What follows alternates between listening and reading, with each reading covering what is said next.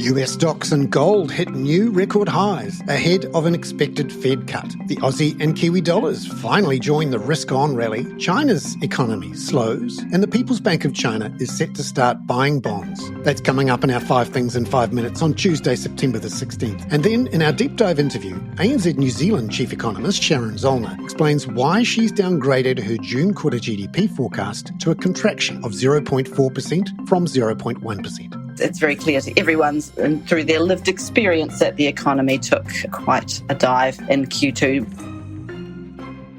But first, in 5 and 5 with ANZ, US stocks and the gold price rose again overnight to fresh record highs. As investors lock in expectations, the Fed will cut this week and then cut at least 4 more times over the next 18 months. Until now, that risk-on rally has actually eluded the Australian and New Zealand dollars. ANZ Head of FX Strategy Marja Zaman says the Aussie and Kiwi have finally started catching up in the last week or so. What we have seen actually for most of this year is that Aussie and Kiwi have been lagging in terms of performance against the dollar. We have seen euro being the anti-dollar trade, and then safe haven currencies, Swiss and yen, doing well again because of that safe haven support. Given, this whole year has been a year marked by policy uncertainty, and so on dollar weakness, we have only seen these currencies do much better than Aussie and Kiwi because Aussie and Kiwi are cyclical currencies, and what we have seen is that they have, in terms of their correlation to risk assets, they've actually been lagging this year. But in the last week, we have seen this gap narrow. And what we have seen is global risk sentiment is starting to pick up because we are seeing now so many rate cuts priced in from the Fed. As of 4 a.m. Sydney Melbourne time, the S&P 500 was up 0.3% and the Nasdaq up 0.7%. The yield on the 10-year US Treasury fell 2 basis points to 4.04%. Gold rose 0.7% through that $3,700 an ounce mark to be $3,715 an ounce. West Texas oil futures rose 1% to $63.35 US a barrel. The US dollar index fell 0.2% with those lower US market interest rates, but the Aussie dollar rose 0.3% to 66.72 US cents. And the Kiwi joined in that risk rally, rose 0.3% to 59.72 US cents. Number 2, China's economy is slowing, with data on retail sales, industrial production and fixed asset investment yesterday all showing much weaker than expected results for August. ANZ senior China strategist Zhao Pengxing says the government's efforts to curb overproduction and a hyper-competitive race-to-the-bottom style price reductions is having an impact. It's known as the anti-involution campaign.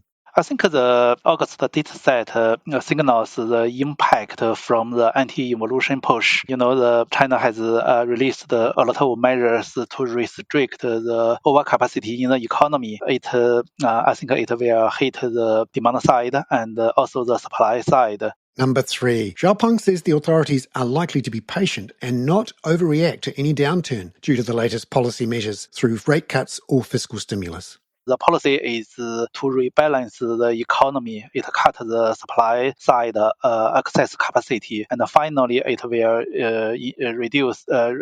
result in the inflation in some sectors. So I think the policymakers will be patient over the process. So we don't expect the data, the very slow growth data. This last month could trigger some policy stimulus going forward. I expect the policymakers will be patient.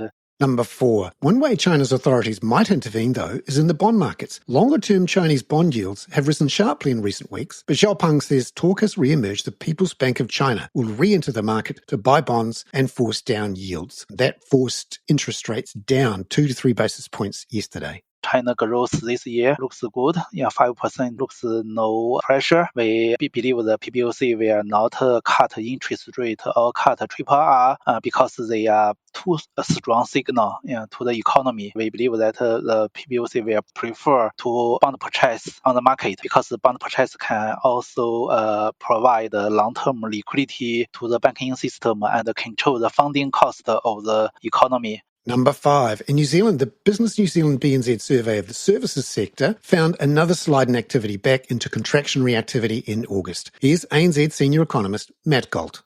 If you look across all the higher frequency indicators, you could make an argument that there are some green shoots coming out of Q2, but they're not super compelling yet. So it's looking like a fairly gradual recovery from the mid-year slump. Matt Galt there. Now, in our deep dive interview, ANZ New Zealand chief economist Sharon Zollner explains why she's downgraded her June quarter GDP forecast to a contraction of 0.4%.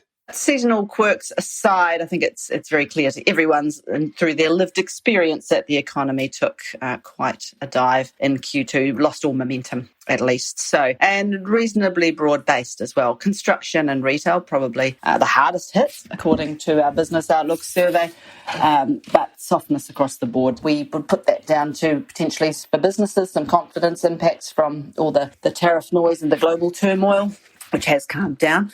For the households, probably more to do with the cost of living, actually, the cost of food, etc. Housing market going nowhere as well. But looking at the detail of what we expect in GDP, it's out Thursday morning. We saw the manufacturing data going backwards, the manufacturing survey, but also negative or negligible growth in a whole range of services indexes as well. And so that was why we actually revised down our forecast from minus 0.1 to minus 0.4. So businesses do seem to have deferred some of their decision making, but hopefully they will have reached a state of mind where they're like, well, we just have to get on with it.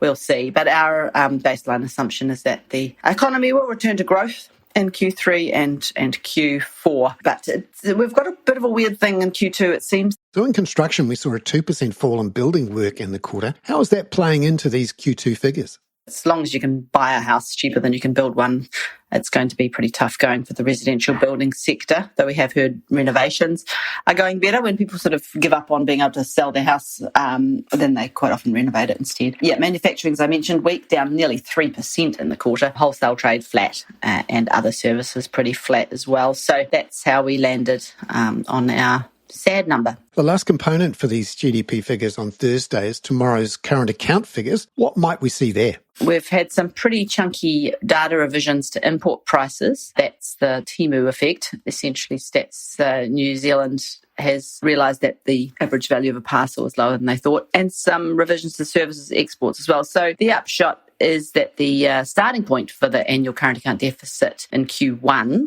is likely to narrow from 5.7% of GDP to 5.1%, which is much more respectable, though still probably too wide to be called sustainable. It's definitely a big step in that direction. So, yeah, we're definitely going to see quite a lot of revisions, but we do expect the annual current account deficit narrowed further in Q2 by another 0.4 percentage points perhaps, so that would take it to 4.7%. So thanks, revisions. Helpful revisions here. So China's basically got deflation, and so that's helping reduce our import prices, which is, making us richer in terms of our terms of trade. Sharon Zollner there. I'm Bernard Hickey. That was 5 and 5 with ANZ for Tuesday, September the 16th. Catch you tomorrow with a look ahead to the Fed's decision and how it's affecting currencies.